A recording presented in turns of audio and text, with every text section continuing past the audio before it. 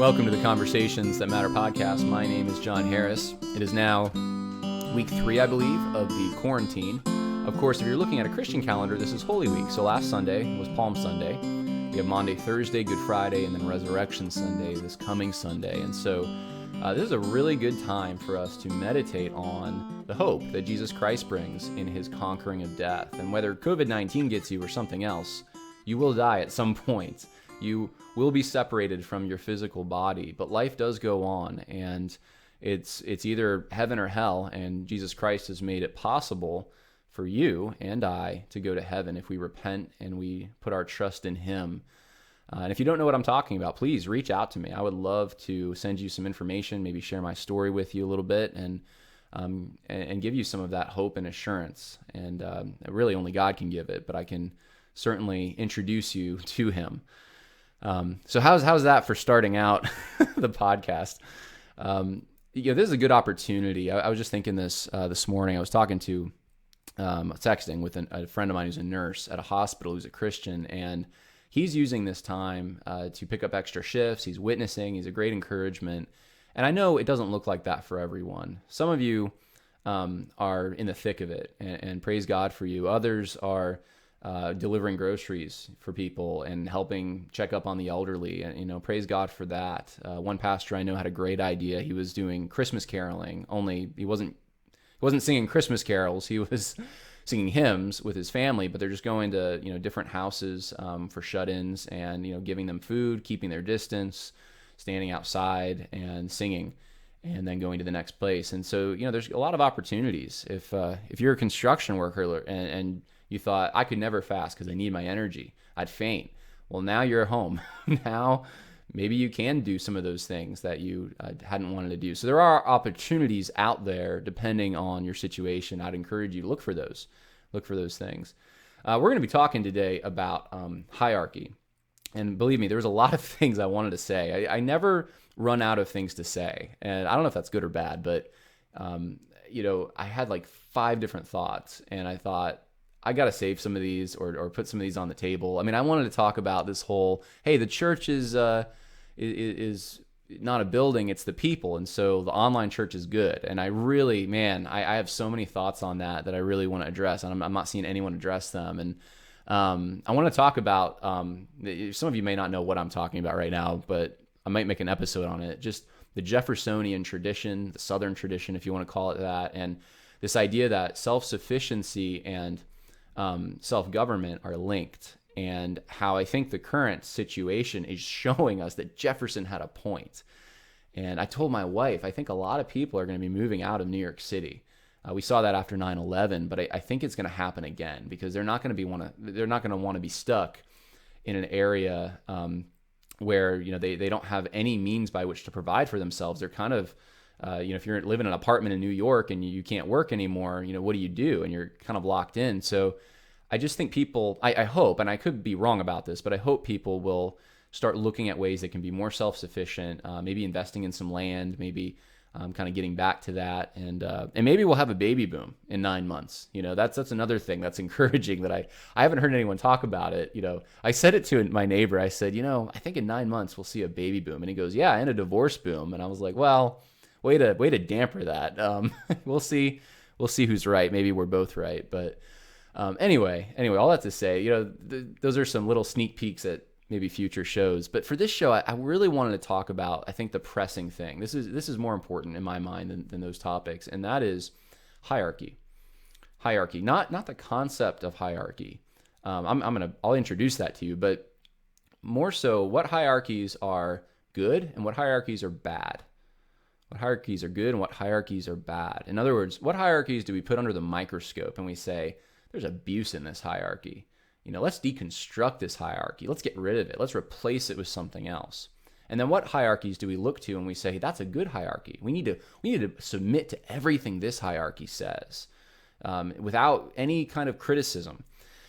I'm seeing that happen. I'm seeing, and one of the reasons I noticed this was because I'm watching some of the more progressive-leaning evangelicals, or those who have at least accommodated the progressive movement in evangelicalism, the social justice movement, and I'm watching what they're saying, and it's very interesting to me that at a time when you would think it's concerning, depending on where you are in the country, some of the measures that governments have taken in overreaching, in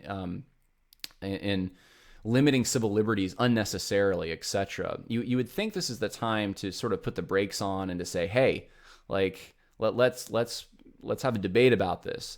I'm not seeing it, not one bit. In fact, just the opposite. The narrative is fall into line, and if you don't, like you're a big problem. And at the same time, though, some of the same people are critical of other hierarchies they see. So let's do a really brief crash course on hierarchies. If you follow me on Twitter, you know I did a very long thread on this the other day. I gave biblical examples. You know, this is why you should follow me on Facebook and Twitter. I had them on both of them actually, and I had it was longer, so I'm not going to go to the length that I had posted, but I'll briefly explain. Hierarchies are something that are inescapable. No matter what culture you're from, Christian, non-Christian, doesn't matter. You're going to have hierarchies. For example, in a biblical family, you would have Christ as the head, and that's where all hierarchies ultimately answer. But you have the husband loving the wife, and the wife submitting to his loving care, ideally, and children submitting to their parents as their parents also nurture them. And each person in this relationship has a different function. And you can see how this manifests itself at your job. So your boss, if you're not self-employed, he can't come and discipline your kids. There's limits to his authority, but on the job, he's the boss. In church, we are commanded in Scripture to submit to our elders. So there's actually a number of these relationships. And in Scripture, you do see the parent-child, the husband-wife, the slave-master relationship even. You have the church hierarchy that I just mentioned, and you have government. And we've been reminded, in fact, 2 episodes ago I talked about it. I interviewed Carrie Gordon on the relationship of the church as an institution to the government. And so we understand that, hopefully. It's inescapable. And for a paleoconservative like myself, probably the most terrifying thought would be all the mediating influences, like all the state and local authorities and voluntary associations being wiped off the map, and it's just being the individual and the state, as big as the modern state is. That would be the terrifying thing, because at that point, the state is God. The state has wiped away all the other responsibilities God has ordained, and they become the sole authority, not answerable really to anyone. And so hierarchies are important, and I'm not going to belabor the point and talk more about them. We could spend a whole hour really on why they're important, but they exist. And the interesting part to me of this whole thing is the evangelical progressives that I've watched and what hierarchies right now they are putting under the microscope, attempting to deconstruct in some way. And then what hierarchies they don't want to question, and they want to tell us we got to obey these hierarchies, even if they are outside perhaps their boundaries as far as their responsibilities are concerned. So in my opinion, now is a really good time to take our microscopes out, examine what is happening in our country in regards to government overreach, and then highlighting as well anti-Christian bigotry, because it's coming out of the woodwork. And let's compare that to what evangelical elites, ministry leaders, denomination heads are saying, and ask if that response is adequate. And this is important for a few reasons. I think number one, if you're part of these denominations, organizations, associations, and you give money especially, you want to know if they're representing you, what you would want them to represent in this situation. Number two, and this is important to me, in times of trial, we are tested. And in a battlefield situation, I keep thinking of this from a historical perspective, but there's so many men, famous generals. I mean, think of George Washington. Would we have known who he was if it weren't for the fact that there was an American war for independence? Maybe not. But he was tested, and he took an enormous risk. He sacrificed tremendously for the cause that he believed in, and for his fellow man, really. It's for the people he loved, his family, his community. And so we remember him for that, and he gained respect, and he became president. And so there's a lot of examples of men and women who have shown through. And now is an opportunity for us as Christians to show what we're made of, show that we're not afraid. Jesus Christ, has conquered the grave. So we're smart, we're cautious, we're not stupid, but at the same time, we have a confidence and a hope. And we're not afraid to ask the hard questions. We're not afraid to have debates about important things. And we're certainly not afraid, even if it costs us, to challenge government overreach and to challenge anti-Christian bigotry. And I want to ask you, is that happening at this critical moment when we see so much of those things? Are the supposed leaders in Christianity and evangelicalism actually taking sacrifices? And are they responding? Are they the questions you have in your mind, are they addressing those questions? Or are they talking about something else? Now is not the time to be ripping down pastors and the patriarchy and whatever other hierarchies. Now is the time to be looking at the immediate threat. I'm not saying there's not a time to address abuse, because every human institution has abuse, and to address that. But I'm saying look at this critical moment and ask yourself, where's the triage? So I'm going to take you through some of these things. Let's do it. So I had a friend of mine who really got back to me in top-notch speed. And I asked him, I said, could you just get a list for me of the states and what their freedom to worship status is in each state, like for church services? And so he got a list for me, and he broke it down into 4 different categories: church services allowed, church services banned de jure, church services banned de facto, and then state of legality unclear. And so, of course, where churches are allowed, there's exceptions. We've shut down the businesses and institutions that are not vital, but we consider churches to be necessary. They're vital. Then you have church services banned de jure. And so this is actually a situation where it is impossible to meet for church. Either churches are specifically identified and it says you can't go to church, or the constraints are so that it's not specifically identified, but it's included in kind of a lockdown with just about everything else, with the exception, they've highlighted their exceptions, like grocery stores, or in many states, Planned Parenthood, unfortunately.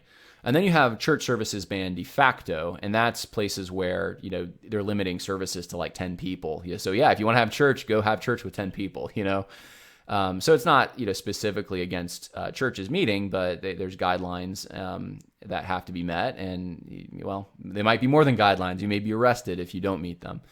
And then, of course, a few that it's uncertain kind of what the situation is. So I want to start with a state that is friendly to religious institutions, Ohio. The governor there has put religion under the category of essential businesses and operations. So you can, in effect, go to church if your church is holding a service in Ohio, hopefully operating by those CDC guidelines. But I'm sure most churches probably are not meeting or doing drive-in church or something else. Now, there's 2 things I need to preface this with, because there's 2 working issues. The first working issue is Romans 13 and whether or not the government has jurisdictional authority over the institution of the church. Now, I got to be clear about this. The question is actually not whether government has the authority to quarantine. I think everyone concedes that, as far as I know. The question is whether inside that church building, the government can say you're not allowed to worship, or another publicly gathered place. So that's the difference. In theory, the government could block the road and say, this is taxpayer-funded road, we're blocking it, right? I'm sure that would make some people mad, but that's actually different. You may think this is a stupid differentiation, but it does matter. That is different than saying inside that building that you own, that is the place where you worship, you're not allowed to publicly gather. So that's one issue, right? That's one working issue. And wherever you fall within that, that's fine. I'm not going to belabor that point or go into it any farther. The second point, and this may be the more important point, and I think I brought this up as well, is whether or not churches are essential. And this is where the secularism comes in. And so if you're going to shut down everything, right? But if you make exceptions, if you say, well, Planned Parenthood can be open, well, grocery stores surely can be open. Lowe's can be open. You're going to need, essential things from Lowe's. If you start making a list of exceptions and say, well, these are the things that we need, but churches are not, we don't need those, then you are making a decision about what your culture values. And so I'm just pointing out that decision in many states to qualify, let's say, a Planned Parenthood, but say church, that's not essential. That is, in effect, a decision towards secularism, very strongly so. And so we have to be aware of this. This is kind of a barometer for where our culture is at, and various states are reacting differently because various states are at different levels in kind of how far they've conceded to secularism. Now, I want to show you this video. I see both sides of the story. You do see both sides, though. Oh, yeah. I see both sides. Why not just pray on the internet, pray with your family right now to keep people a little safer? It's called values and liberty. You have the choice as an American. But if you're infected, sir, and you go into the grocery store and you run into someone and get them infected, that's why not fair to them, why not flip it the other way? That could happen too. You know? You're increasing your chance of getting them sick, right? Could be. So that was from a church in Ohio recently, and CNN set up microphones and cameras on the road that led in and were interviewing people who were going to a service. And a few observations. The reporter said, why don't you just pray online or something? Don't come to church. One of the things that we're going to have to be aware of as Christians right now is the fact that we live in a culture that does dating online and lives online, many people. And we need to, if there's any time to do it, reinforce the importance of meeting for the gathered body, where you can have the ordinances, where the full spectrum of the gifts in 1 Corinthians 12 are present. If your church is taking a break, which, if they've chosen to do that, then, okay, that's fine. No judgment there. By the way, I should probably say that because there was a few people, it wasn't many, but a few people reached out to me and said, you're judging my church because you had Kerry Gordon on, and Kerry Gordon was adamant that we needed to meet. Of course, Kerry was doing a drive-in church, but Kerry was just very concerned that the government can't tell me not to have the gathered assembly because God's told me to do the gathered assembly. And I respect Kerry for that. Every church is making different decisions based on where they are. The important thing to me is you're making it for the right reasons. If you're making it because, we want to protect our people, that's a good reason to say temporarily we're not going to meet. I mean, we do that in emergencies anyway. But if you're doing it because the only reason is the government's told us that, and I've seen some things like that probably not the best reason. You want to do it because I agree with what the government is saying in this case. But the reporter has no understanding of what the gathered body actually is, and the secular world doesn't, and our churches aren't soon if we don't reinforce this. And now is the time to reinforce it. So if you're not going to meet, at least teach people it's important to meet. What we're doing online right now, it's not really church. It is a service, and we're doing our best under the circumstances, but we're looking forward to when we can actually meet as a body. So the other thing you should notice is that the reporter actually has an anti-Christian bias. And you might say, what are you talking about? Well, it's more obvious in something like this. This is from The Onion, April 3rd. Southern governors argue COVID-19, good Christian virus that wouldn't dare spread during church. So what they're saying are Christians are dumb. They don't believe in science. Their religion is prioritized in their minds over the common public good. And that's just who Christians are. Well, and there's a lot more examples of this, by the way. The reporter, though, he asked this question. He says, well, if you go to church and you get the virus and you go to the store, you could give it to someone. And the driver asked, and I thought this was a very good question, why can't it be the other way around? Both the church and the grocery store are both essential services. And this was at a church that said, at least, that they were practicing the CDC guidelines inside and they were distancing, which, by the way, grocery stores, my local grocery store that I've been going to, didn't even start limiting until the number of people until a few days ago. I mean, there was no attempt. So why aren't reporters outside grocery stores saying, if you go in there, then you're going to get the disease and you're going to spread it to someone maybe in church? Well, the reason is because there's an anti-Christian bias. That's essential in their minds, but the church, that can't be essential. That's extraneous. That's wasteful. That's negligent. That's even wicked in some cases. Here's Michael Shermer. He's a famous atheist, but April 4th, he's commenting on the same video and some of the other interviews, and I guess these are some of the things that were said. I'm covered in Jesus' blood. It's about values and liberty. You saw that clip. The blood of Jesus cures every disease. Better not print no fake news or he'll hear from me. He's making fun of them. He's saying, here's what it sounds like to be trapped in a delusion. I'm telling you, this is an opportunity for the secularists in their minds to show that Christians are stupid. If they can just find one church meeting in their state, Christians are dumb, they're not going to go to the grocery stores and say the same thing because they think that the physical world is important. Eating and drinking is important. The spiritual world, not important, and has no relationship to the physical world. It is the epitome of privatized personal faith that doesn't affect anything else. And that's the world we're living in now. And it's becoming more and more that way. Now, this is what's happening in California, where church services are banned de jure. Governor Gavin Newsom has closed businesses unless they are part of the 16 critical infrastructure sectors identified by the federal government as essential critical infrastructure. So unless people are getting food, picking up prescriptions, seeking healthcare, traveling to an essential job, or doing one of the first three on someone else's behalf, they are ordered to remain at home. Failure to comply is punishable by law. And so this means that you can't go for a hike. Hiking trails are blocked off in California. You can't go for a swim in the ocean, even if you're the only one.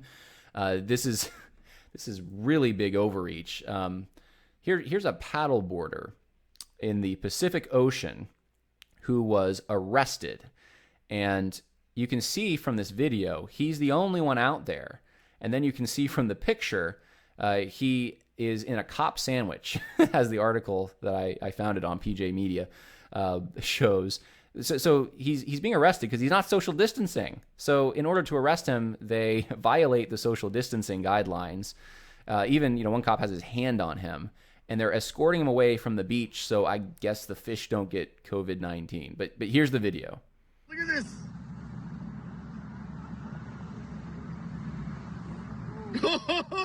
He cut him off. Throw the tacks down. Pop the tires. Now, of course, California is also the state that just recently in the news had some police departments saying they were going to use these new Chinese-made drones to essentially spy on the citizens to make sure they're not breaking the quarantine. So I know this was going to be at some beaches, I think, or at least one beach. And I know I saw some footage on Twitter on a highway where they were doing this. I had trouble today. I was looking a little bit for it, and I couldn't find it. But these are from the Orange County Register and the Daily Mail on March 23rd, talking about the Laguna Beach Police Department and also the Chula Vista Police Department using drones. I did, however, see this video, not really looking for it, but this is, I guess, happening right now in New York City. The anti-COVID-19 Volunteer Drone Task Force. Please maintain a social distance of at least 6 feet. Again, please maintain social distancing. Please help stop the spread of this virus. Reduce the death toll and save lives. For your own safety and your family's safety, please maintain social distancing. Thank you for your cooperation. We are all in this together. Now, I'm sure we feel a whole lot better knowing that a government robot is telling us that we're all in this together. Very, very helpful. Of course, not everyone feels that way. A Pakistani immigrant, Khan, is organizing efforts to oppose drone use by law enforcement because he feels there's too much racism in the U.S. So I think it was imperative for me as an individual and as a part of an immigrant community that, what true values in the United States do I really learn? And the true values came from building a culture of resistance. I think the drone would just be a new way of seeing what me and people like me are doing that are not doing anything. So that video from Vox was actually first put out there in 2017. So not a current video, but the only reason I play it is because if Russell Moore and others who are telling us we just got to follow everything the government says and they have our best interest in mind, essentially, if they're not going to oppose things like drones because of privacy concerns and civil liberty concerns, maybe, just maybe, I can convince them to oppose them because, let's face it, drones are racist and they're spying on people who aren't doing anything. So there you go. Thought I would throw that in there. Now, back to 2020 and what's going on currently. This is a recent news report from a church in Lodi, California. Back here in Northern California, members of a Lodi church appear headed for a showdown tomorrow with health and law enforcement officials. This week, the Bethel Open Bible Church was ordered to cease in-person worship services, all because they violate the state's ban on group gatherings in an attempt to stem the spread of the coronavirus. But the church has fought that order, citing the Bill of Rights and saying services will be safely held tomorrow morning. In a statement to KCRA3, an attorney for the church says the church intends on continuing to safely gather for worship during Christianity's most holy week, exercising unalienable and fundamental rights protected by the First Amendment, while simultaneously observing CDC-recommended COVID-19 social distancing guidelines. This is one of the reasons that we need to be paying attention to what's going on. Lodi is a small town. Towards central, northern California, more in the Central Valley. And what happens in Lodi, what people think in Lodi is going to be much different than what's happening in LA or San Francisco. And so they're probably not going to think that it's as much of a threat probably in their community. And they're going to wonder why, if these other businesses are open and Planned Parenthood in California, why can't they be open? Why can't they practice healthy, safe distancing, following the CDC guidelines, and still have church?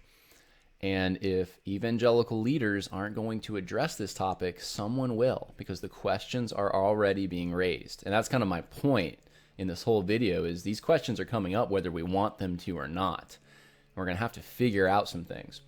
Let's move now to New York. This is a state actually I grew up in, and this one actually was a little more complicated, but the long and short of it is a lobbyist group, a Christian group that lobbies for religious freedom in New York, did get an admission from Andrew Cuomo, the governor, that houses of worship are actually not ordered to close.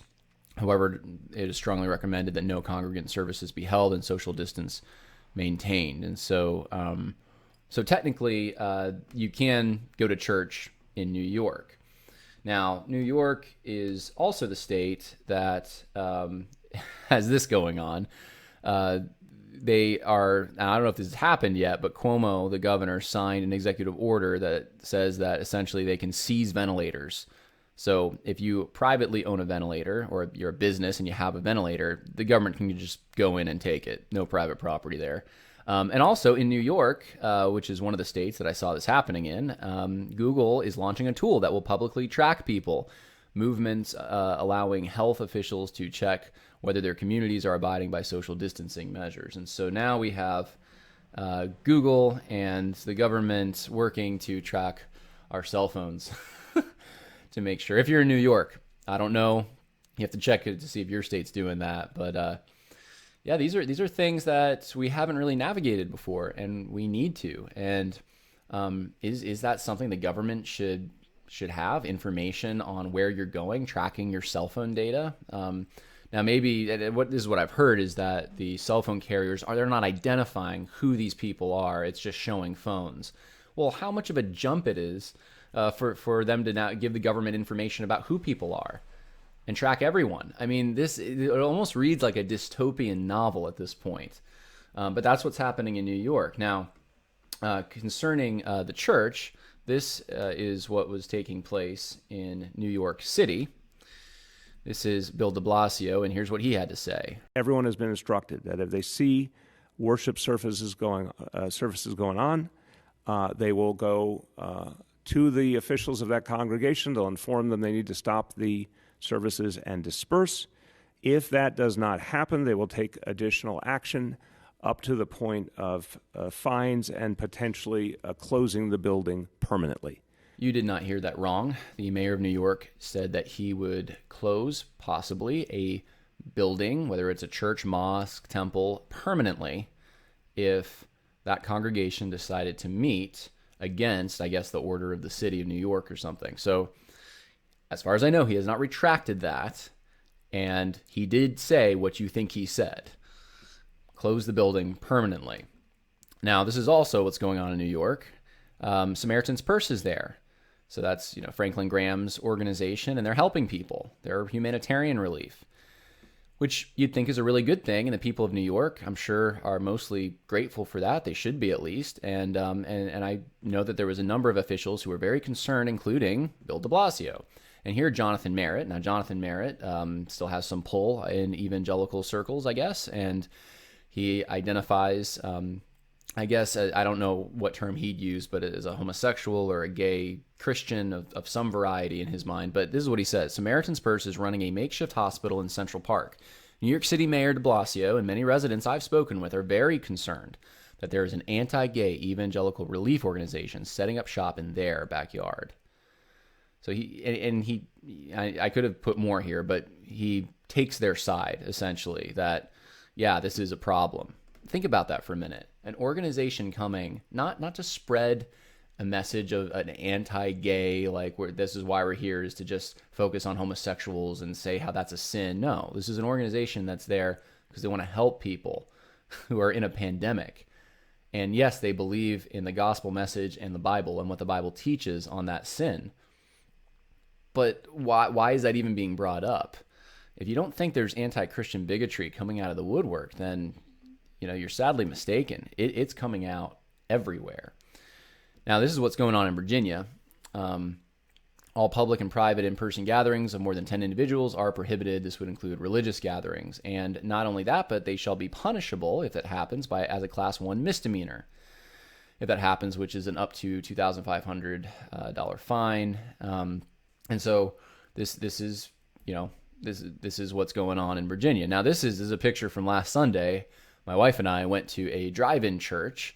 This isn't the church we normally go to. They've just been doing like online stuff, which again, I should probably reiterate. If your church is choosing to do this temporarily and they have good reasons for it, and they're not just doing it because government says we must, but they actually care for their people and they have reasons. Like I'm not judging anyone for that. Every church is different, and every size of the church, how many people have pre-existing conditions and are older in the church, where the church is located, rural, urban. All those things have to be taken into account.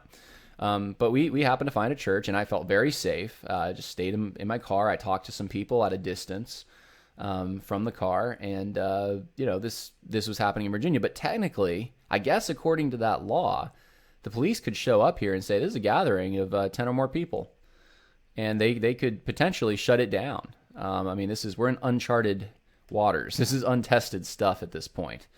But hey, kudos to them for doing that. Now, this is something more personal for me. Governor Northam called out Liberty University, essentially. And, not only him, but the Lynchburg city manager as well. So they were just very disappointed that Jerry Falwell is telling students they can come back. This is now 2 weeks ago. This is from the 25th. But the story develops, and I'm going to show you, and yes, there's anti-Christian bigotry all over this. Governor Northam, saying that he's heard mixed messages, but, essentially Jerry Falwell needs to take the lead of the other college campuses, and they need to follow state and federal guidelines. So he's assuming they're not doing that. And he tried to, and I don't know, I didn't watch this whole video, but apparently in the article it said he was citing scripture to tell Liberty University essentially what to do. And I've seen a couple instances of this that there's some I'm going to even share with you later. Probably, loving your neighbor or something. And so not happy with Liberty University. And there was a big outcry on Twitter. I think it was that day, 25th.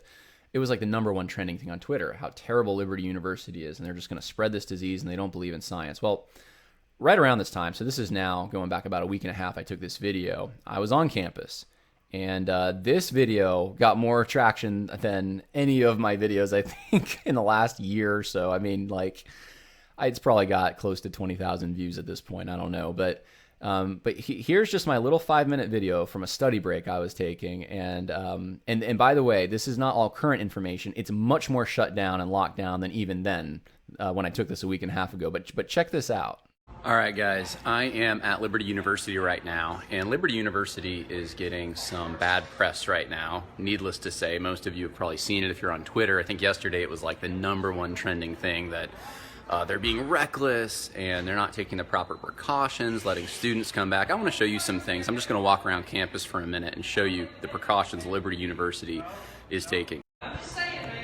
So I'm in the one of the dining areas right now, and as you can see, most of the seating, actually all the seating, is blocked off. There's only one restaurant open, not because of danger from coronavirus, but because the other companies knew they wouldn't make any money. And the reason for that is because it's a ghost town. There's not many students even in the vicinity right now. And the reality is most of the students that were on spring break, they should be back by now. Many of them came back early because of the coronavirus scare, or most of them actually went home. So some of them came back to campus, some of them went home. But as you can see, just walking around campus, not a lot of students. The other thing that you should notice as well is there's a lot of places where chairs like this are overturned. If you go upstairs in certain levels of the library, there's signs everywhere saying, you know, this chair is off limits for social distancing. Every room has limitations on it pretty much. So I'm at the entrance to the library, which of course there's hand sanitizer here. And you walk in and immediately there are signs everywhere you go to encourage and require social distancing. And it's really every single room. Every room is a different size, so you're going to see different requirements for how many people. This particular room is 9. I'm going to walk out right now to the quad. So this is the area that is normally very crowded because students should be walking to class, but the classes now, the vast majority of them are online. And so, of course, there's hardly anyone out here currently. The way that the university's handling food and necessities like that is actually pretty brilliant. There are, you actually can't see it here, but there's some tents on the other side, and there are restaurants open and spread out among the various buildings. There's a few in there. I just showed you one in the library, and students are able to go and get food from those restaurants while also social distancing. If you walk in most of those other buildings that I'm showing you, you're going to find security guards all over the place, making sure that people are social distancing. But it really, honestly, doesn't require force, because the people who are here, the few of us that are here, are just voluntarily doing this. I know if you go to the gym, you can still work out, but you have to be on a waiting list.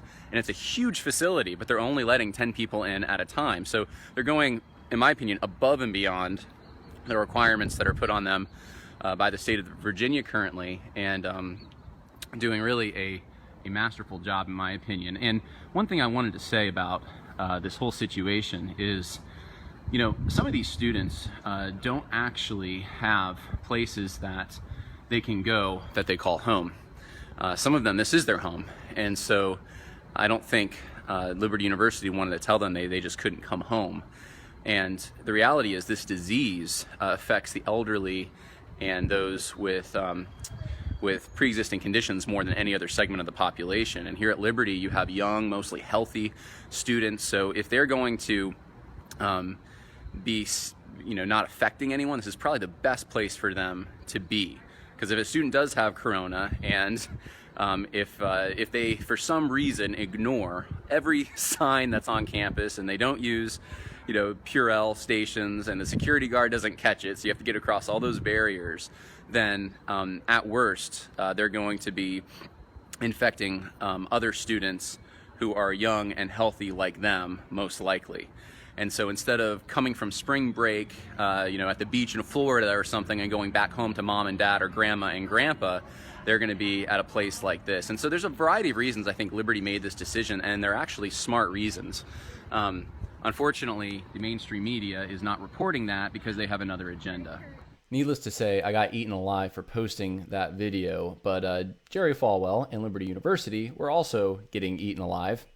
And I should probably make it clear at this point, I wasn't making the video because I was trying to defend Jerry Falwell or necessarily even Liberty University. I was just trying to show the local community that, hey, it's not as bad as what you're hearing. And there was a local Facebook group where people were just going nuts. These crazy Christians are just gonna not follow the guidelines and just make us all sick, and their students are gonna go to Walmart and infect all of us. And I was kind of like, hey, hold on, like, this isn't what you think. This isn't what the media is portraying it as. I'm there. Let me just help you calm down. Let me give you some good news. Well, some people did not take it that way, needless to say. Now, here are some of the things that were being said about Jerry Falwell and Liberty University in particular. Michael Steele, I remember him as he used to be the chairman, I think, of the Republican National Committee.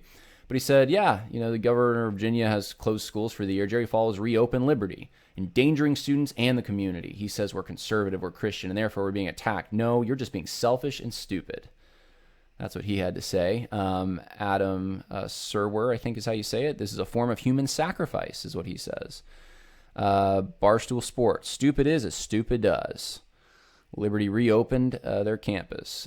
Sherry Jacobs, I hope Liberty University, and especially Jerry Falwell Jr., gets sued from here to Timbuktu.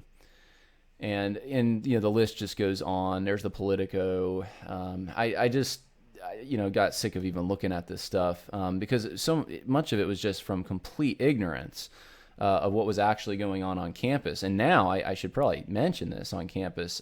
There's no going to the gym, even with the limitations that were put on with 10 people. There's nothing.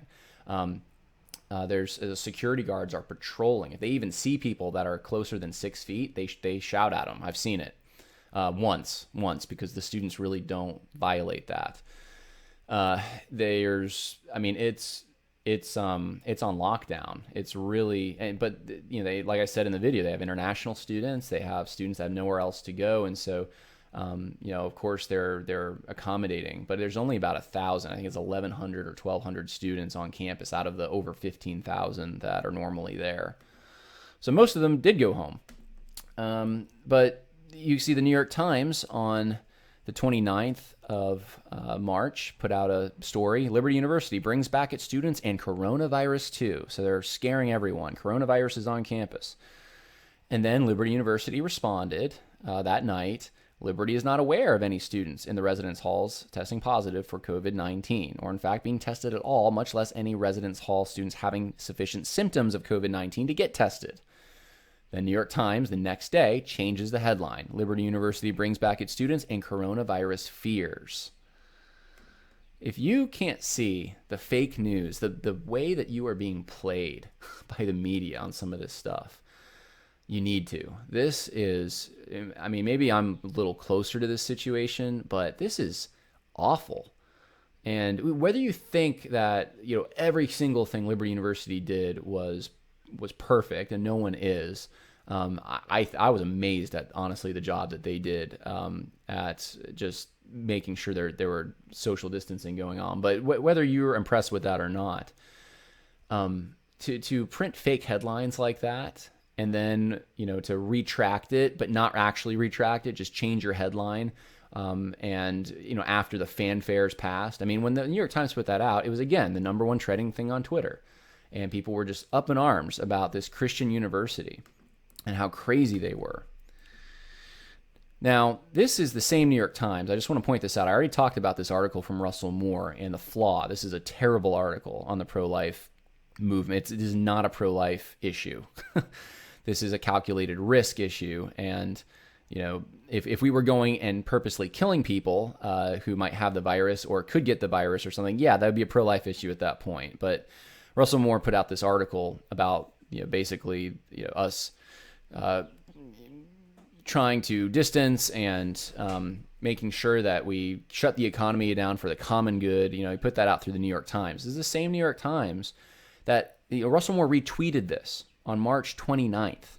His article in the New York Times that he wrote, that the New York Times let him write. This is the same New York Times on the 29th, same day, right, is going after a Christian university hard. And check this out. This is 2 days before Russell Moore retweeted his New York Times article. This is the 27th. Here's an opinion column in the New York Times. The religious right's hostility to science is crippling our coronavirus response. Trump's response to the pandemic has been haunted by the science denialism of his ultra-conservative religious allies. Well, what's that about? There's a picture of him with all his, with pastors and faith leaders that, are praying with him, and it's mocking. It's saying, well, and whether you agree with all those people or not is irrelevant. Whether even they're false teachers is not the point. The point is, the New York Times is taking an anti-religious bent, and they're saying that these are the same people who deny Darwinian evolution. These are the same people who are climate deniers, and now they're going to get us all killed with COVID-19. And Jerry Falwell and Trump they're the same, and Trump's influenced by these people. You need to pay attention to this stuff, and you need to mark down the fact that Russell Moore, at the same time this was going on, is writing in the pages of the New York Times. And instead of talking about the anti-Christian bigotry or the potential for anti-Christian bigotry and government overreach, instead he's co-opting the pro-life movement and expanding it so that we can justify shutting the whole economy down. I'm just saying, not a peep from him. I did look, because I was like, I got to give this guy the benefit of the doubt. Maybe somewhere he posted something critical of the New York Times, and not seeing it. Now, in the state of Florida, there was a situation that got a lot of attention, and that was a church that continued to meet. Now, in the state of Florida, attending a religious service conducted in churches, synagogues, houses of worship is actually listed under essential activities. So you're allowed to do it. But however, in Tampa Bay, the local sheriff there did not want Rodney Howard-Browne, a pastor there, to meet. And so he arrested him and held a press conference, I guess during and after the arrest or right after it. And this is what a pastor who was there had to say. He had pastors with him at the press conference. Dismissed for the afternoon, I would like to introduce Pastor Ken Whitten from the Ottawa Baptist Church to make a few comments. Pastor Whitten. Thank you, Sheriff, and thank you all for being here and for all of our medical enforcement, law enforcement, and what you're doing. Let me just say this, first of all, as a pastor, and as a fellow pastor, I don't think any of us pastors are trying to question Rodney Howard-Browne's motive or his heart.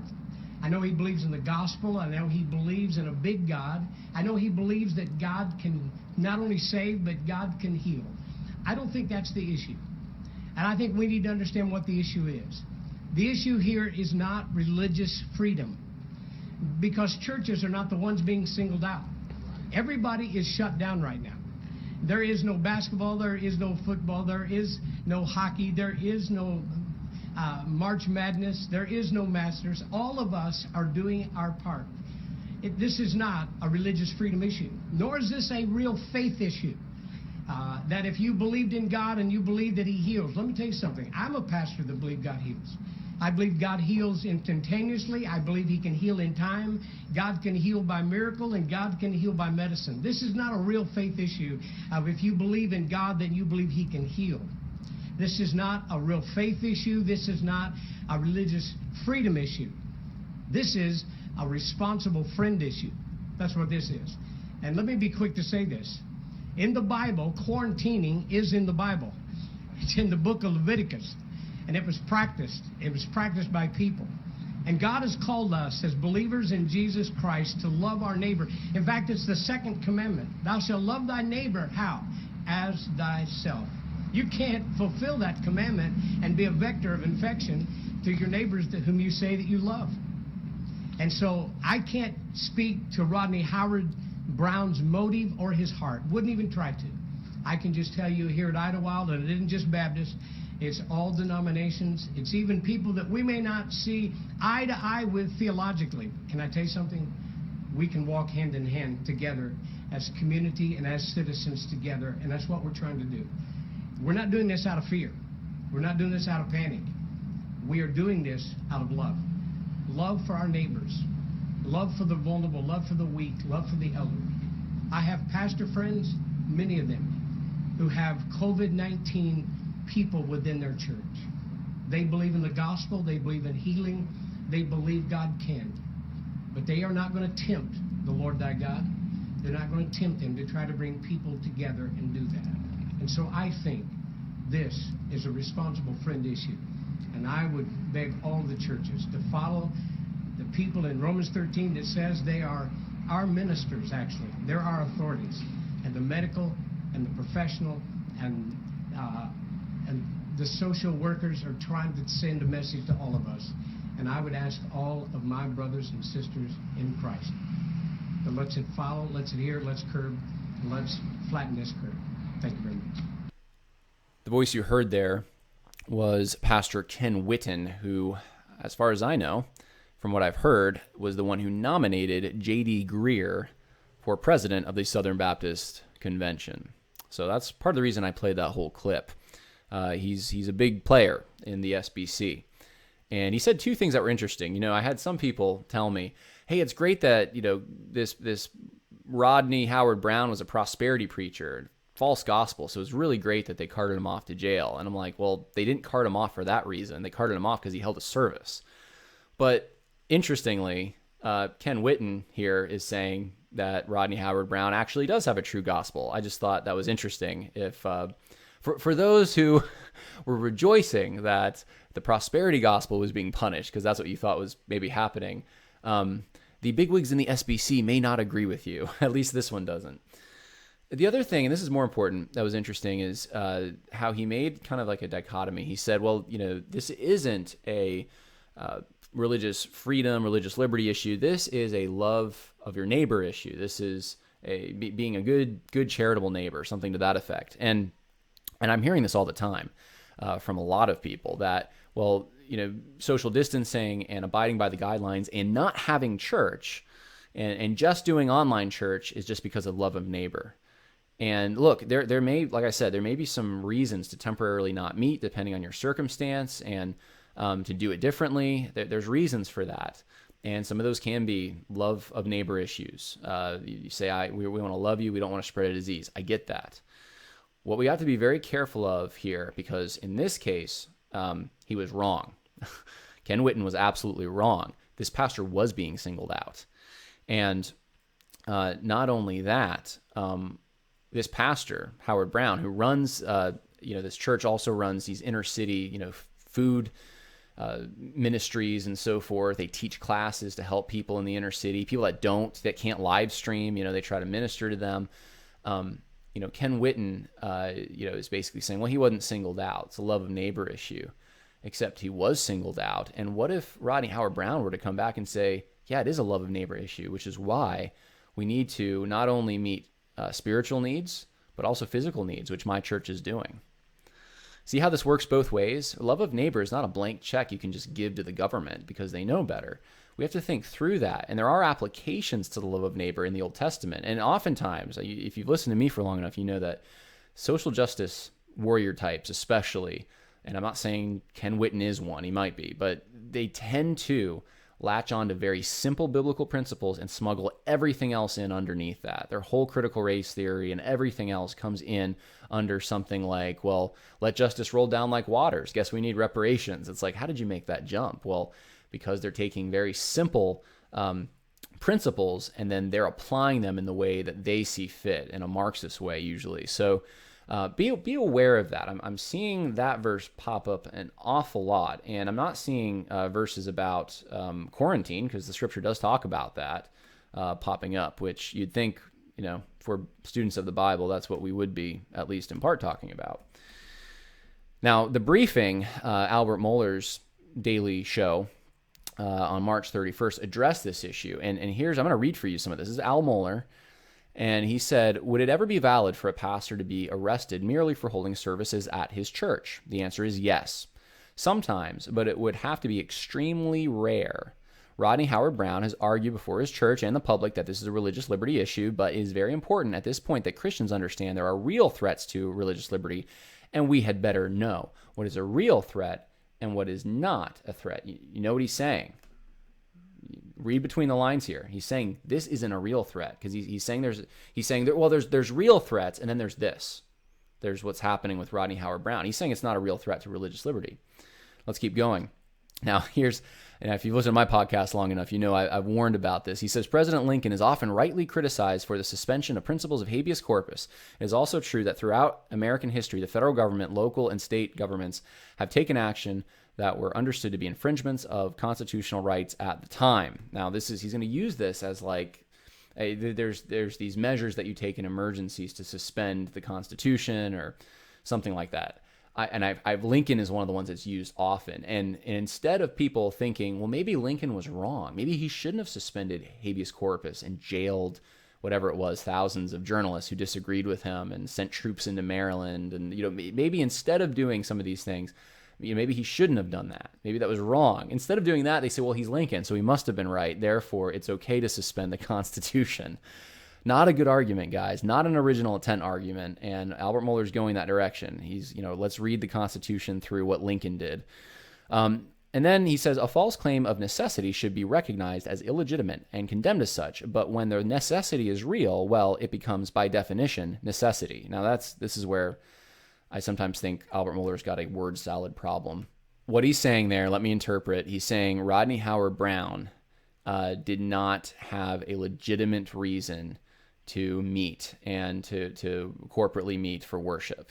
It wasn't a necessity. So he's taking the sheriff's side in this particular case. Now, what's the other side of this? Because only one side was reported to the media. Well, interestingly enough, I think it was Alliance Defending Freedom, Matt Staver, that's Liberty Alliance, defended Rodney Howard-Browne, and I'm not sure what court they started at, but they won. They won immediately. And so Rodney Howard-Browne can, I guess technically now he can meet for church, but he's not right this second because they've received death threats. That's right. They've received death threats, so he's not meeting for church right now to protect his people. But he's trying to figure it out. What are we going to do? But Alliance or Liberty Counsel defended him, won.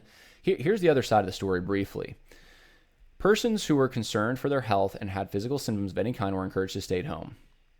And this is what Rodney Howard-Browne attested to. These are some of the things that won in court. This is what Matt Staver used. He also said every person who entered the church received hand sanitizer. All the staff wore gloves. The church enforced the 6-foot distance between family groups in the auditorium as well in the overflow rooms. In the farmers market and coffee shops in the lobby, the 6-foot distance was enforced with floors specifically marked. And remember, this is a church that apparently in their farmers market, I guess, they give food to inner city people that need it. That's part of the reason they're meeting for church. The church spent over $100,000 on hospital-grade purification systems set up throughout the church that provided continuous infectious microbial reduction that is rated to kill microbes, including those that are associated with COVID-19. And so that was what was going on at the church. Now, to add insult to injury here, on March 27th, the Safer at Home order, I guess in the Tampa Bay area, contains in paragraph 3 a line that says, and it applies to religious personnel, businesses which are not described in this paragraph are able to maintain the required physical distance. 6 feet may operate. So actually, by law, he could still operate. He could still have a church if he abided by those guidelines. Here's a quote. He said, "We did not hold church to defy an order, nor did we hold church to send a political message. We did not hold church for self-promotion or financial motives, as some have wrongly accused. We held church because it is our mission to save souls and help people, and because we, in good faith, did everything possible to comply with the executive order. Indeed, Sheriff Croneister told us last Thursday that we could hold church." And he talks about a phone call he had with the sheriff and his leaders, and the sheriff said, you can hold church. With all the measures you're taking, you can do it. And then the sheriff doesn't even call him to say, you're under arrest, come down to the station. None of that. He just shows up after church and arrests him after the service is over. Second, because of the publicity, the vitriol and death threats, and I mentioned this before, the pastor says, I feel compelled by those threats not to meet this upcoming Sunday. He says the River Church provides many ministries more than services where we physically gather together at worship. We have training schools, farmers market, et cetera, et cetera. These people don't have the luxury of watching church online. So, here's why we did what we did, essentially.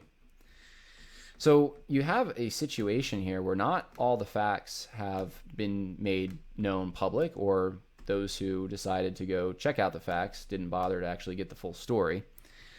And unfortunately, that wound up with some bigwig evangelicals condemning this guy, taking the side of the sheriff before they even knew the facts. Pay attention to what people are saying, where they're lining up. Let's move on. Mike Lindell, the MyPillow guy, was recently at the White House, and it became a Twitter storm because he read the Bible and prayed.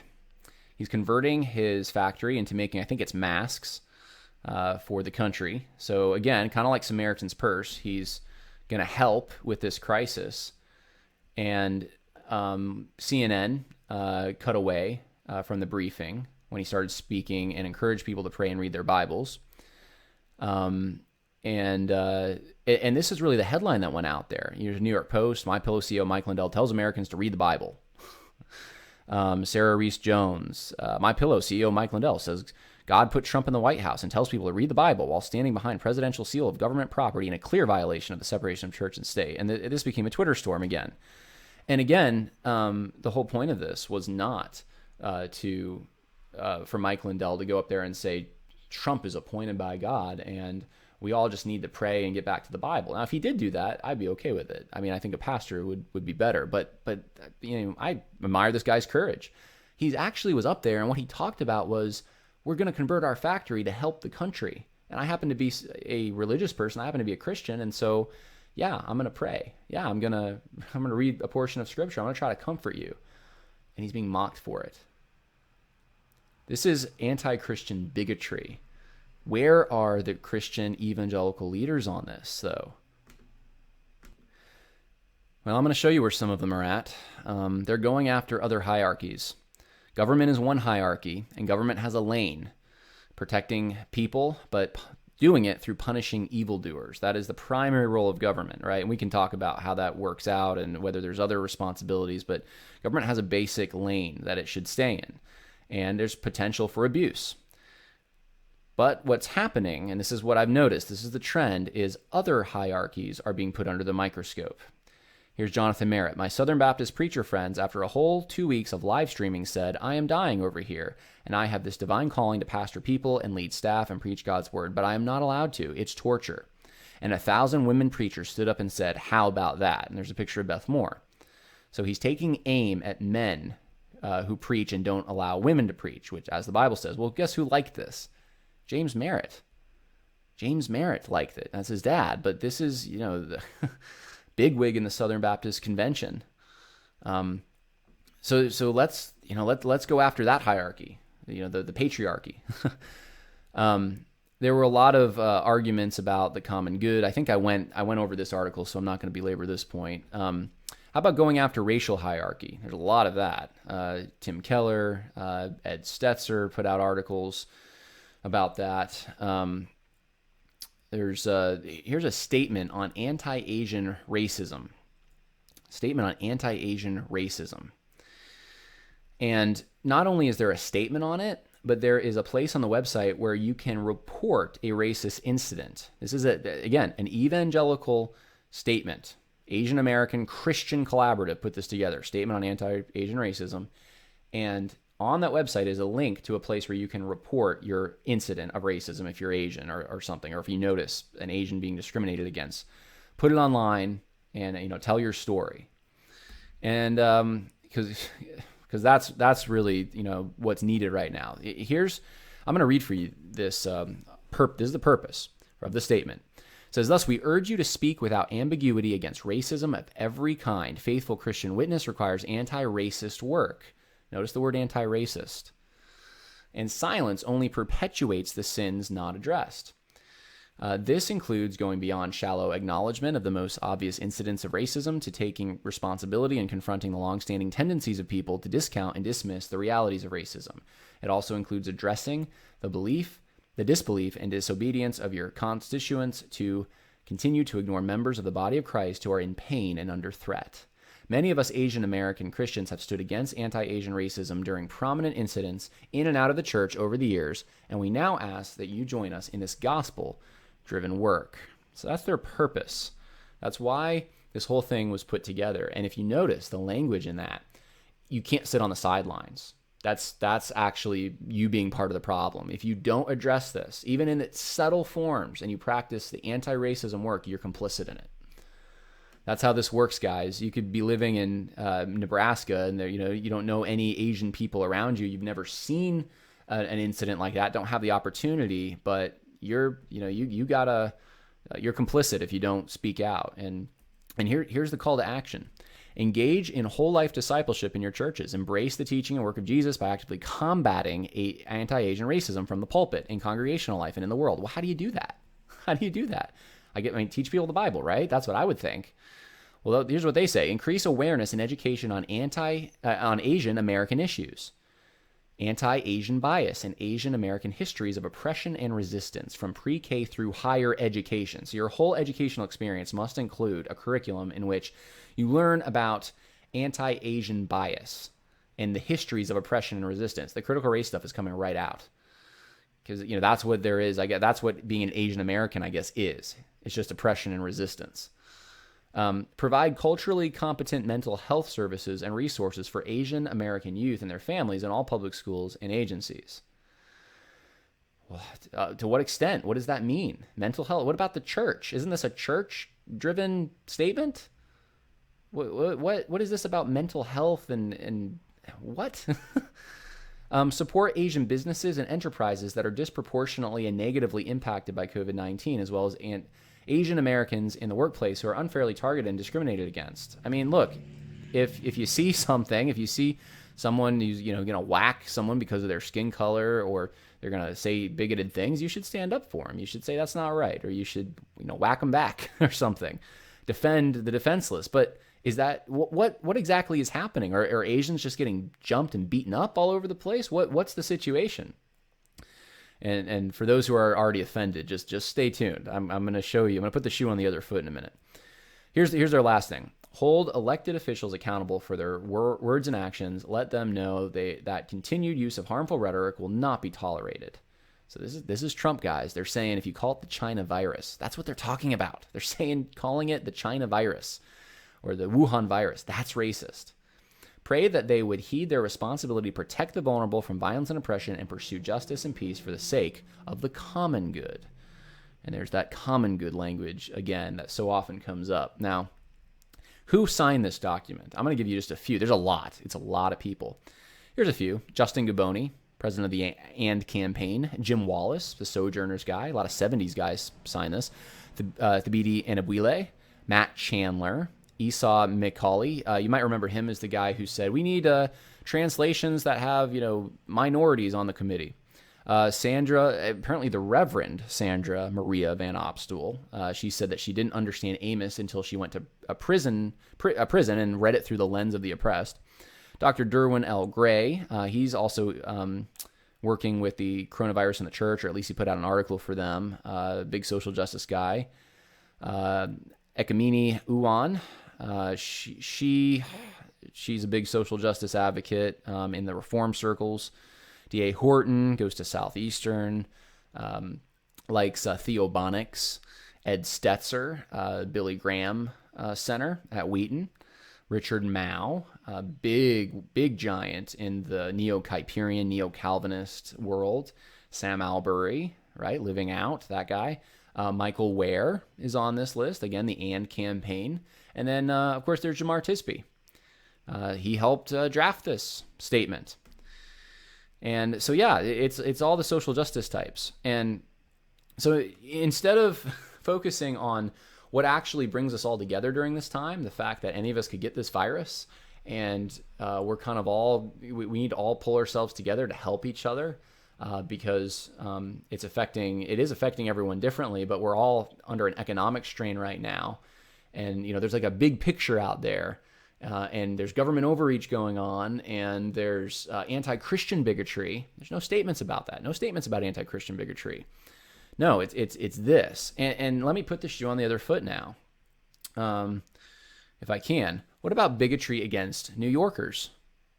Why isn't there a statement about this? Consider it for a minute. Here's a story from Slate. New York City has not received an outpouring of national love and support. Instead, it has been shunned. Here's one of the paragraphs. In Rhode Island, Governor Gina Raimondo ordered a 14-day quarantine last weekend for anyone coming from New York, which included the spectacle of state police and National Guards pulling over cars with New York plates and forcing the occupants to register with the government. Think that's discrimination? Just wait. Then the knocking on doors began. Mercifully, the policy was halted. Meanwhile, Florida Governor Ron DeSantis also ordered the National Guard to look for New Yorkers at state airports last Wednesday. At a press conference, he asked how it was fair to Floridians for cities like New York to just be airdropping in people from the hot zones, bringing infections with them, and seeding the communities with new infections that they're trying to stamp out. This is fascinating to me, and here's why. Because you're not going to see any of these evangelical woke types saying, well, we need to make a statement right now. Again, I mean, this is like the beginning of the Holocaust, right? They're going door to door. They're pulling cars over. They're quarantining people. I mean, the narrative is ready for you right there. It's the state. It's state governments that are doing this in Florida and Rhode Island. But New Yorkers are regional people. They're every culture, but it's a region. It's not a race. And they're going to come out swinging against what they perceive as anti-Asian racism, which mostly involves, honestly, hey, our businesses didn't do well. Hey,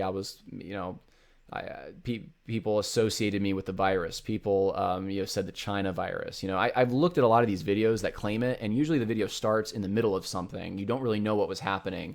And it's like there's one, like a guy at a hotel who's saying, like, I don't want to admit these people from China and it was towards the beginning of this. He's like, I don't know if they have the virus.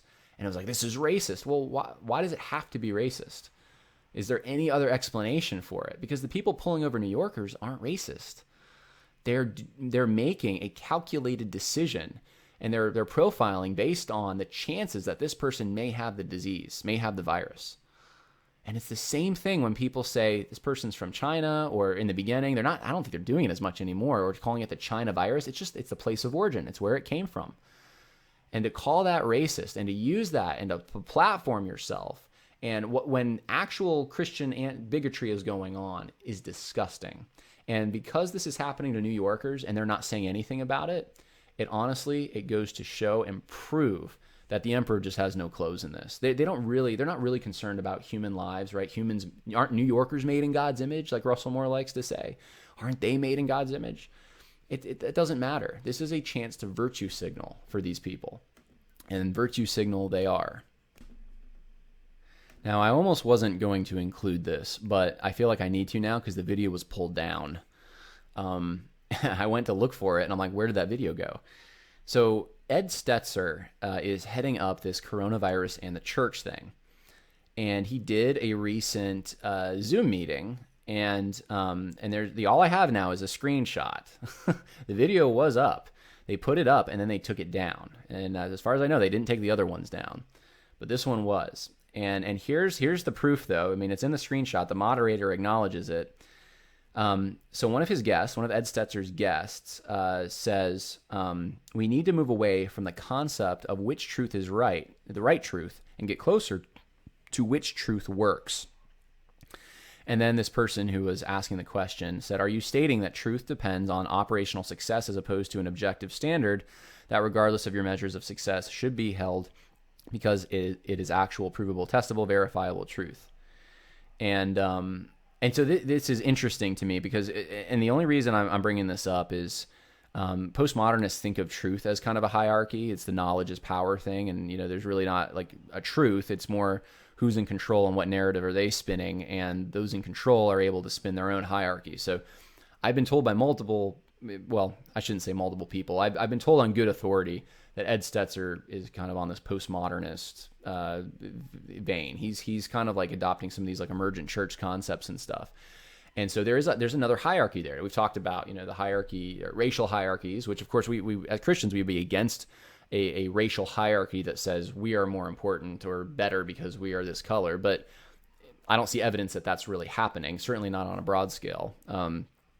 So Christians are going against that right now. We got to take that down. Christians, there's examples of Christians going after the patriarchy right now in this context. And then there's this, and this is a hierarchy. This is, this is introducing subjectivity, which allows you to kind of have your own truth. And I could go a lot longer on that, but we don't have the time right now. But it was interesting that they took it down, which I wonder if that means they're trying to hide it. Now here's some other stuff going after church hierarchical abuse. Here's Bart Barber right here. Barber has been on the resolutions committee for the Southern Baptist Convention. I know he gets around. He's kind of like got his hands on a lot of different things, or has. Big on Twitter. So this is what he says. And this is interesting to me. If we could gather for worship without transgressing what Texas, Collin County, and the city of Farmersville have requested and urged us, then we would be gathering. So you basically said it's not just because, it's not like his people. He's doing it because he wants to protect his people. That's not the primary reason. He'd be gathering. He said this on April 3rd. We'd be gathering if the state let us gather. Wow. Okay. So I guess the state just kind of gets to tell him like whether they get to gather or not. Now here's the hierarchical abuse thing though, church hierarchical abuse. He says, I think this leadership of the church to meet is foolish. There is no biblical requirement to meet without fail every 7 days without regard to disaster or calamity. There most certainly is a lethal risk present with this disease. I think this decision may have been self-serving. Not meeting amounts to a severe financial stress test on a church. But I'm going to have to wait for the legal case to come. And so he's talking, I think he's talking about the situation in Florida with Rodney Howard-Browne. And so he's saying, basically this is foolish. This is bad leadership. And it's probably selfish. He's probably doing it for money. And then basically, I wait for the state to tell me whether I should meet or not. That's his criteria. So this is starting to take aim at churches. It's saying this is the government's purview. This is what the government should tell us when to open or not. That's in their hierarchy. That's their jurisdiction in Bart Barber's mind. It's not up to the pastor. Can't do that. Even though this pastor was in the legal limits of the state and the region that he lived in, he was complying with everything. It doesn't matter. That's the government's call. Susan Condon, you may have seen her on the stage at the Southern Baptist Convention, I believe it was. I know she's spoken for the ERLC, but with Beth Moore and Russell Moore and Rachel Den Hollander. So she's I guess, one of these victims of sexual abuse, and speaks about it to pastors and so forth. And here's what she said, April 4th. If a pastor asks a serious but sincere question about whether or not church meetings really violate CDC guidelines, chances are that pastor cares only about not being able to preach, and likely also disputes the seriousness of sexual abuse and domestic violence in the church. That is shocking. If you even question whether your church is meeting CDC guidelines, you're not just telling everyone to stay home, you're probably okay with sexual abuse in the church. And she says, this is the kind of time when narcissistic pastors deprived of attention will do anything to get yours. Right. This time when the government is overreaching and when there's anti-Christian bigotry on full display, those aren't the things to worry about. It's actually the time when narcissistic pastors deprived of attention will do anything to get yours. What a jump. So I actually responded to this. I said, this is an obsession with no evidence, no logical consistency, and no grace to pastors who follow the guidelines set forth in their communities and have concerns about edicts which count abortions essential, but not corporately crying out to the triune God of Scripture. And she says, grace to pastors who question CDC guidelines in the midst of a pandemic is the very least of my concerns. This is someone that Russell Moore puts on stage. Southern Baptists host her on stage. Your money going to the ERLC gives her a platform to speak. And this is the kind of thing that she is saying about pastors who would even question whether their church is meeting the CDC guidelines. And this continues. Here's, and again, the timing of this, guys, the timing of it. I know Mike Kruger retweeted this, and a number of other big Presbyterian PCA guys retweeted this. But there is this open letter to Orthodox Presbyterian Church, so the OPC, regarding abuse. I guess that is OPC, I guess. But I heard that some PCA guys were retweeting this as well. But here's what it says. Jennifer Michelle Greenberg is someone who is kind of on the circuit, like the Russell Moore circuit, speaking about abuse. She's one of these. She experienced it, and so she gets to tell pastors essentially, and others, but pastors included, what to do about it. And here's what she says in her article. Unfortunately, because of how you've, meaning the people in the OPC, handled men like my dad, and who was abusive, and because of the way you handle pastors, other pastors, why would anyone trust you? You preach, pretty sermons, you do all these things, but you have no love. She's telling, like, blanket statement, the whole denomination, you have no love. And I'm sorry that it has come to this. And I've tried to warn, no one listens, no one cares. All I can do is publish this open letter and motivate you to take this seriously. And then, of course, instead of being offended, these OPC guys and PCA guys, they retweet it. And this is, I don't want to, some of their motives may be good. They may just think, oh, yeah, she's got a point. Abuse happens. Look, abuse does happen. Abuse does happen. It's part of life. It's part of the fabric of life. And it doesn't mean we shouldn't fight it. We should. But, to make these kind of general and blanket statements about a denomination, and then to have people in that denomination say, oh, yeah, rush to, this is good, and we need to get this message out there. It's without any pushback is a little weird to me. And I know the word virtue signal, I'm sure, has come up in talking about this, but I can't help but wonder, is this like, you're showing that you care? Because all you're doing is you're saying it's an important thing. It happens. I care. You're trying to raise some awareness, I guess, to it. But you're doing it at a weird time. You're doing it like during a time when it's not actually the church that we should probably be as concerned about if we're looking at triage and abuse, although that's important. It's important that we don't have abuse, but you literally have the government infringing on the church now, and you have anti-Christian bigotry in the broader culture. But we're going to go after that hierarchy instead. You get praise from here to high heaven for going after that. I mean, that's as easy as kicking a dead cat to say that you're against abuse within the church. Probably doesn't do anything for actual abusers. They're probably still going to, a statement was made. It's not going to affect them much. But you really want to feel the weight of pressure. Speaking out against what's happening right now in California and Florida, what just happened, and what Mayor Bill de Blasio said. Speak out in no uncertain terms. Use the same terminology you would use for anti-racism, and see how it goes for you. Now, we would think government abuse should be the topic. This is the time, right? Let's talk about it. But here's what the bigwig evangelicals, some of them at least, are saying. Here's Bart Barber again. One last thing. I know that the Bill of Rights can be an obstacle to good things the government is trying to do. Oh my goodness, this is not getting off on the right foot. The Bill of Rights is an obstacle to the good things government is trying to do. Yeah, that's the point. That's the point. Let me say this before I even continue reading this. The Constitution and the Bill of Rights, they were enacted in a time when a national emergency, worse than what's happening right now, was in the recent memory of those who authored them. Think about that with me for a minute.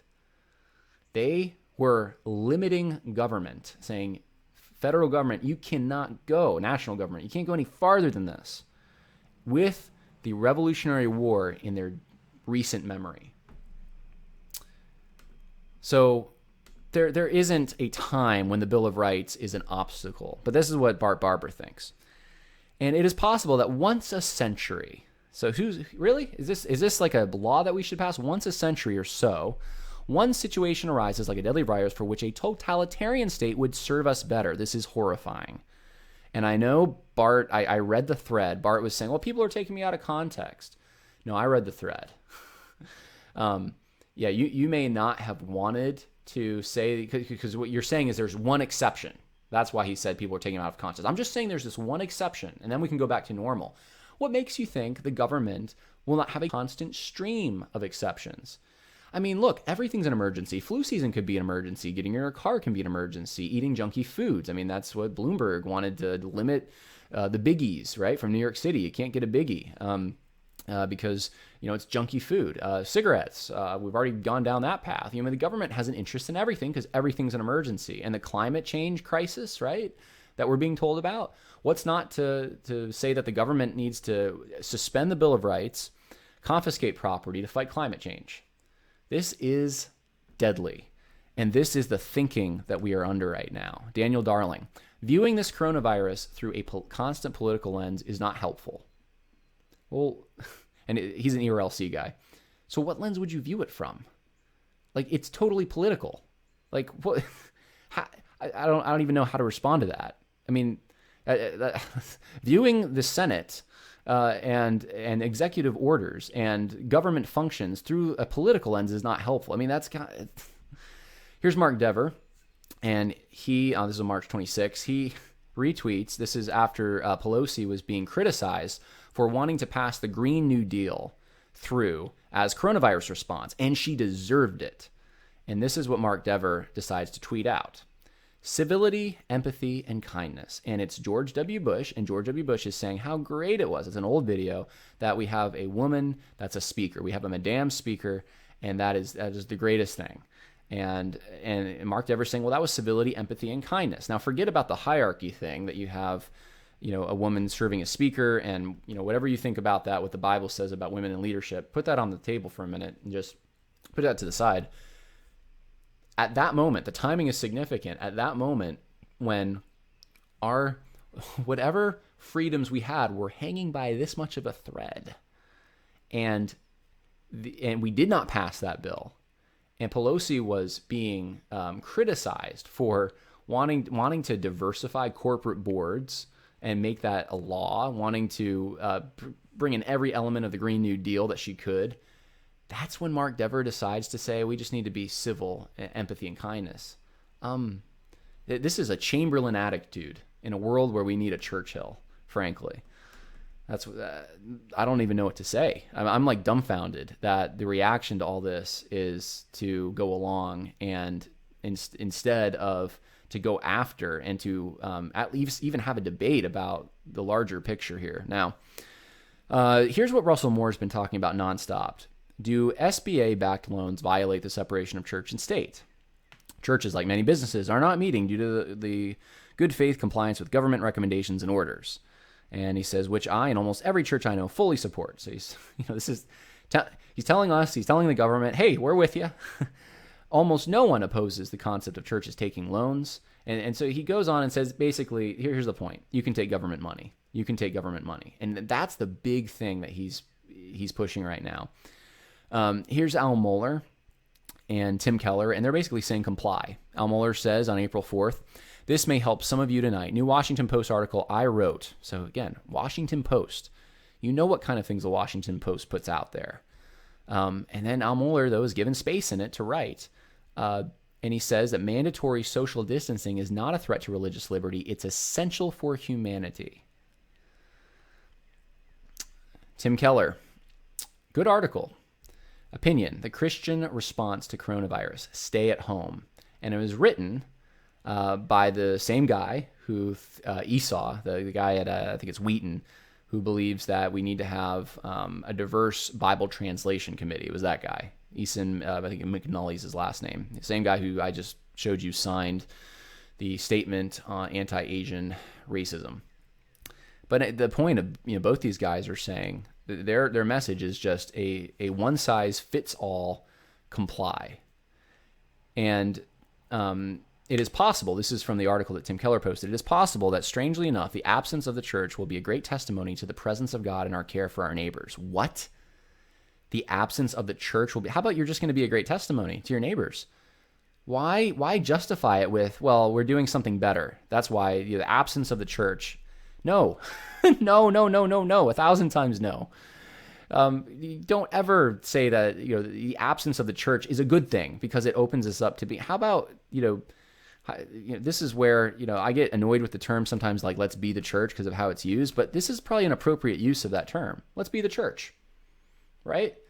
let's actually like communicate, do so responsibly. Hopefully, if you can meet in smaller groups and maintain that distance, so forth and so on, do it, and then go and help your community. Do exactly what he's advocating, but do it as a church. Do it in the name of Christ. Don't suspend the church. And this is where I'm getting nervous a bit. Like, do these guys care about the church as an institution? Or do they just bend over and immediately allow the government to just run the show without any questions asked, and while trying to accommodate to such a degree that they're telling their people, like, this is the Christian thing to do, is just never to question it. But we're supposed to question the patriarchy. We're supposed to question, any kind of racial hierarchy. We're supposed to question, church abuse. I mean, would the ERLC ever put on a conference like Caring Well and have it be about government abuse? Here's where government has abused people. Caring Well conference. They would never do it. And it's because these, I'm going to suggest it, guys, I don't know if they're real leaders. I don't think these guys, some of them are not. I don't think these guys are real leaders that can lead us through tough times. These are tough times, guys. These are really tough times for people who have lost their jobs. I mean, look, staying in quarantine is a luxury for some of us. There are people out there that need to work. It's either work or they're not, where are they going to get food? Where are they going to get rent? They have to try to do something. And, for these guys, it comes off as so elitist to say, well, hey, the Christian thing to do is just to, maintain this distance and comply and quarantine yourself. And it's like, not everyone has that luxury. Not everyone can live stream. Some people rely on the kind of help that the church can give, just humanitarian kind of help. It befuddles me. It befuddles me and it annoys me. And you're probably hearing that, which, I don't, like A.D. Robles says, I want to have no despair, but at the same time, guys, we need better leaders than this. We need leaders who are going to ask these tough questions about the relationship of the church to the state, and they're not going to have a one size fits all answer. And so in the spirit of that, I have actually decided that I want to share with you my solution. And my solution is not, I say this knowing that there's no solution. The only reason I'm ending with this is because I was challenged on it. Basically, okay, smarty pants, you don't like how everything's being done right now and how the show is being run. What would you do? And so I'll tell you what my plan, if I had to make a plan, would be. And here's the thing, it's going to be different depending on where you are. There is no one size fits all. And I'm showing my localist kind of, I have a Jeffersonian kind of localist way of thinking about this. Thomas Jefferson, I think I said in the beginning, he said that, essentially he envisioned a country where people were self-sufficient, an agrarian culture, essentially, where personal liberty, self-government was tied to self-reliance. Self-government was tied to self-reliance. And I like that. And I hope people will start getting back to that more. That being said, there's agricultural communities where this isn't affecting them much. There's also communities where, like, think of a place out in North Dakota. No one's coming into town. You're all part of the same farmer community, and you're all, basically your job requires you to be isolated, and you come together on Sunday. Why should that church shut down? No one new's coming into town. I mean, think about it. But are they not doing their Christian duty if they meet for church? I mean, there is no one-size-fits-all response to this. So first of all, it's important to realize we don't know exactly what we're dealing with.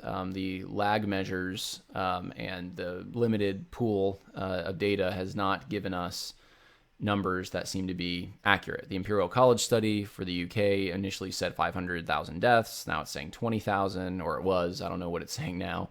Dr. Fauci had initially estimated 240,000 to 620,000 deaths, and now he's saying that he doesn't trust models. But at the end of March, it was between 100,000 and 200,000.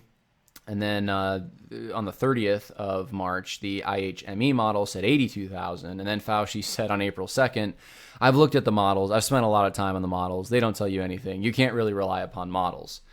And, we've decided to change a lot of things about our culture and how just even shutting down our economy mostly based on these models, essentially. The flatten the curve, but we don't know, it's unknown. Where are the numbers on this?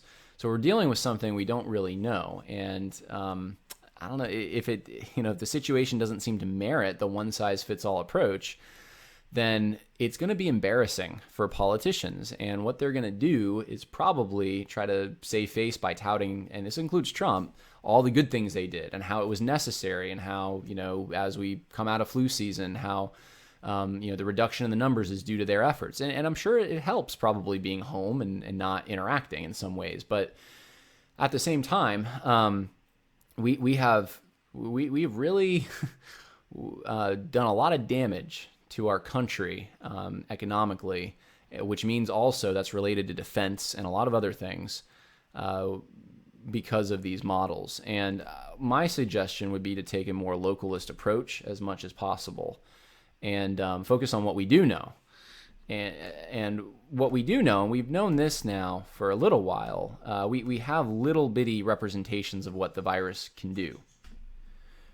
So if you remember, the Diamond cruise ship off San Francisco Bay was all the rage a month ago. That's what everyone was talking about. This horrible, it was in the media was like, it's horrible to be trapped inside a cruise ship. I agree. But if we look, at that example, because I never heard any follow-up. If we look at the numbers that came out of that, the Diamond Princess was the name of the ship. It had 3,711 passengers and crew, and the population was subject to 3,068 polymerase chain reaction tests. So they tested that many people, and it identified 634 individuals, 17%, as infected, with over half of these infections producing no symptoms. 7 infected passengers died, all of them over the age of 70. And there's other examples of this. I know there's other cruise ships. I haven't done all the research on it, but taking models like that and saying, okay, like this is what the virus can do. It can definitely really harm people that are older, people with pre-existing conditions. There's no question about this, but there seems to be a resilience with people who are healthy, and especially if they're healthy and young. Now, that's one cruise ship. It doesn't give you a full picture, but it's a little microcosm, and it's a good control group. And so what kinds of measures would I want to see in place? And I want to approach this in a way just to even get a conversation going, because as paleo-conservatives, as conservatives in general, there's just not a lot of, I think most are just kind of looking at the president and being like, well, whatever he says. And we need to have a bigger discussion about this. And so I know my plan may have flaws. It's not perfect, but I'm just going to share with you what I would do in this circumstance. And I put a little Twitter thread together. I would take a localist approach. And here you can see real quickly why I would do that. Here's some news headlines. Beds empty. Revenues slowed at hospitals in West Virginia. They're reducing hours. I've already been reached out to personally by people that are saying, hey, my shifts are being cut. They hired more people because they were expecting this apocalypse. It didn't happen where I am. Florida hospital update. Another 3, this was today, I think, or yesterday. Another 1,300 beds opened up overnight. The hospitals are now almost half empty. And then you have, CBS News was caught using footage from Italian hospitals to describe conditions in New York City. So they're talking about New York City, and they're showing you what's happening in Italy.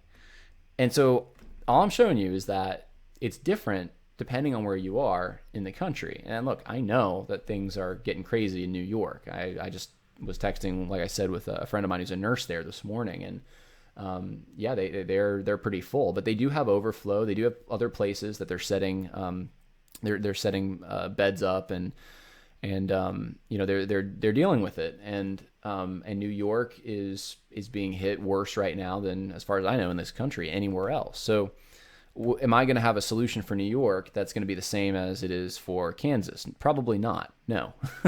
So here's what I would do, and I'm just going to go through this and tell you my rationale. My principles. The public should be informed about the threat. Information, I think, is really important. Descriptions of leprosy in Leviticus 13. So, educating on the disease. They should be given advice on keeping from catching it.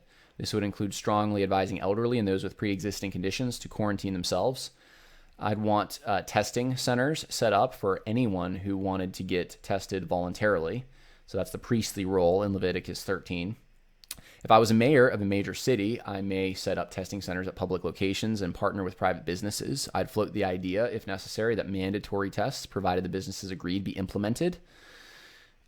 Those who tested, and it depends on how bad it is, those who tested positive would be under quarantine orders.